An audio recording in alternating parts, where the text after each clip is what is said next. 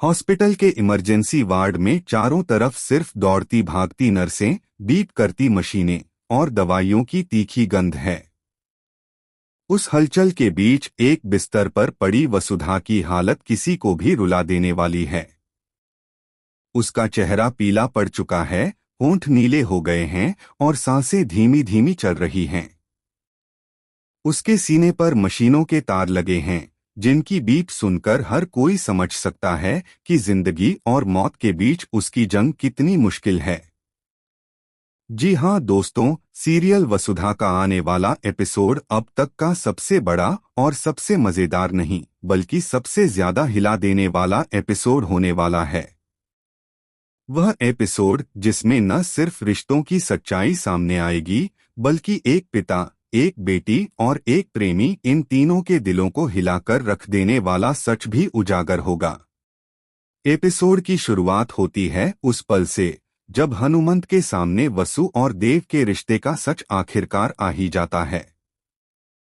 बरसों से संजोए हुए अपने संस्कार और सम्मान के चलते हनुमंत को यह सच्चाई गहरी चुभती है। उसकी आंखों में गुस्से की लपटें हैं और दिल में वह अपने आप को धोखा खाया हुआ महसूस करता है। वह वसु को सजा देना चाहता है, लेकिन उसका तरीका इतना खतरनाक होगा जिसकी किसी ने कल्पना भी नहीं की थी। हनुमंत अपने हाथों से वसु के लिए खीर बनाते हैं। यह खीर वही है जो वसु को बचपन से पसंद है, बासमती चावल, दूध और केसर की खुशबू में पकी हुई। लेकिन इस बार उस खीर में छुपा है ऐसा जहर जो पल भर में किसी की भी जान ले सकता है।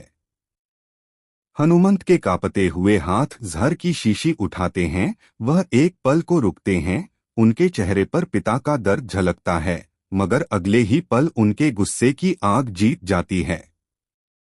वसु कमरे में आती है। वह अपने पापा को देखती है, हाथ में खीर का कटोरा और आंखों में अनकही बातें। वसु की नजरों ने सब देख लिया, जहर मिलाने का वह पल, पिता के चेहरे का बदलता भाव। लेकिन वसु एक अजीब सी मुस्कान के साथ बैठ जाती है और खीर खाने लगती है। यह मुस्कान किसी विजय की नहीं, बल्कि समर्पण की है। वह अपने पापा को दिखाना चाहती है कि उसका प्यार इतना गहरा है कि वह सजा स्वीकार करने को भी तैयार है। वह खीर हंसते हंसते खाती जाती है, मगर कुछ ही पल में उसके होंठ कांपने लगते हैं, हाथ कांपने लगते हैं। कटोरा गिरकर जमीन पर टूट जाता है। उसके मुंह से खून निकलने लगता है। वह गिर पड़ती है। हनुमंत का गुस्सा उसी पल राख में बदल जाता है। वह अपनी बेटी को जमीन पर तड़पते हुए देखता है तो उसकी आंखों से आंसू बहने लगते हैं। वह जोर जोर से चिल्लाने लगता है, वसु मेरी बेटी। उसके स्वर में पछतावा है, डर है और ऐसा दर्द है जो किसी भी पिता को तोड़ दे। इसी बीच देव, जो घर के बाहर था, यह शोर सुनकर दौड़ता हुआ अंदर आता है।